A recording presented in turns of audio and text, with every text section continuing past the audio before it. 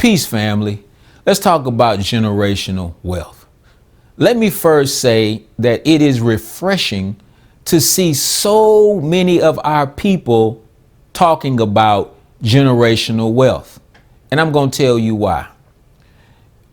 At the time when they instituted or institutionalized the Emancipation Proclamation, it is said that black people represented only 1% of the wealth in this country. At the time of this taping in 2019, black people still only represent 1% of the wealth in this country. So that means we haven't done a good job at all at institutionalizing generational wealth in our families. So to hear all the talk about generational wealth is great.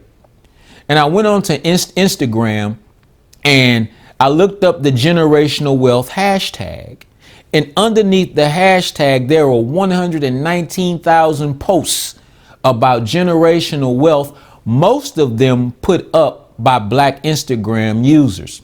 So we're really on this generational wealth thing in terms of the debate and the conversation. And I hope and pray that we will continue or start institutionalizing the principles of generational wealth in our spending habits, in the information that we obtain and soak up, and the information that we pass among one another. But I want to give a slightly different spin on the concept of generational wealth, because while generational wealth is economic, it's not just about economics. Let me tell you what I mean. There is a saying out now that health is the new wealth. I can go along with that saying because ask a billionaire who has terminal cancer how wealthy he or she feels. You know, health is definitely wealth. If you're not taking care of yourself, no matter how much money you have, it won't do you much good, except that you can get the best health care. But when a person's health fails them and it's time for them to die, there is nothing that their money can do for them. And I tell people all the time, if you woke up this morning, then you're richer than Steve Jobs. I hope that didn't go over y'all's head. But let's talk about a few other things that we have to institutionalize within the family and pass on to generations behind, coming behind us, that represent generational wealth. So we talked about health, eating habits. See, we say that disease runs in the family, but in most cases, it's not disease that runs in the family. It's eating habits that cause this particular disease that run in the family. So if you were like me, you grew up in the family where we ate every part of the hog, the pig ears, the pig's feet, chitterlings. Yeah, my mama used to cook chitterlings as well. All of that. We didn't grow up making it a habit to drink water. We drank Kool-Aid in 99 cents, the gallon of juice that you get from the convenience store for 99 cents. Y'all don't know nothing about that. But we ate an unhealthy diet because the generation before that ate an unhealthy diet and lived an unhealthy lifestyle. So it was passed on. So what I have to do in my household is make certain that we establish new rules for the way we take care of our health. And if I put that in my children, they'll put that in their children, and they'll put that in their children. And so along with the economic aspect of generational wealth, we're passing on generational health, which is also wealth. What about family values? Family values.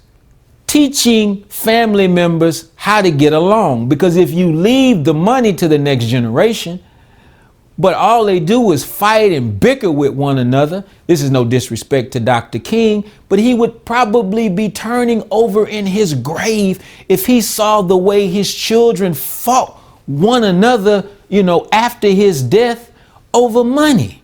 So we got to make certain that along with the money, we pass on rules for how it is you treat one another. That is a form of generational wealth.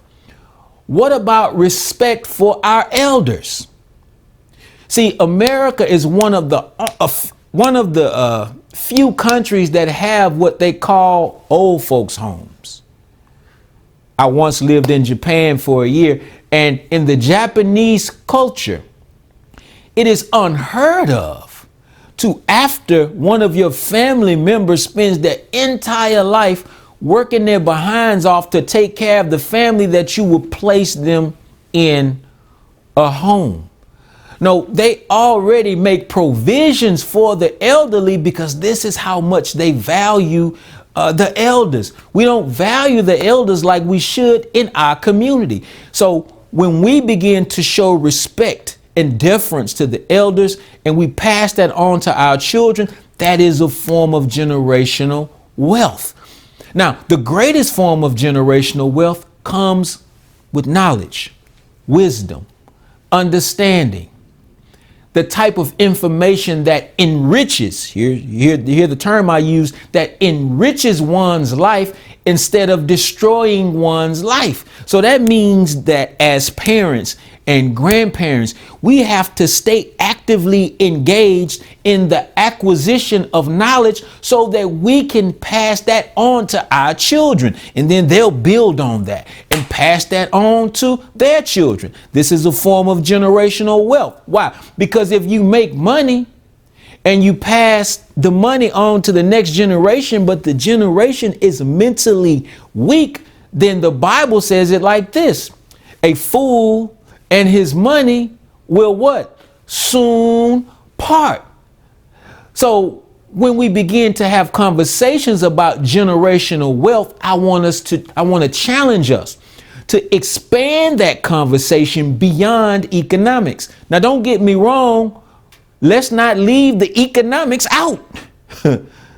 Let's not leave the economics out, because that's very important as well. But if we don't pass on the family values, then we will only be destroyed by the money that we pass on. If we don't pass on dignity, if we don't pass on character, if we don't pass on identity through the study of Black history and teaching our children who they are and whose they are. If they have money, but they're walking around lost with no identity because they don't understand Black consciousness, then they're just going to give the money away to Louis Vuitton and Gucci and Chanel and Givenchy, or however you pronounce that. Why? Because they're constantly looking for an identity. If they don't have one themselves, then they're going to go out and try to buy one, and they'll blow your money doing it. So yes, it's about economics.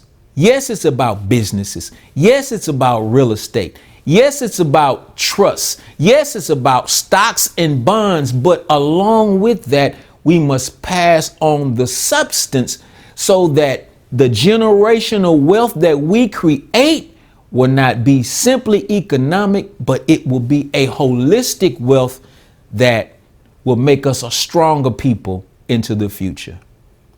Peace.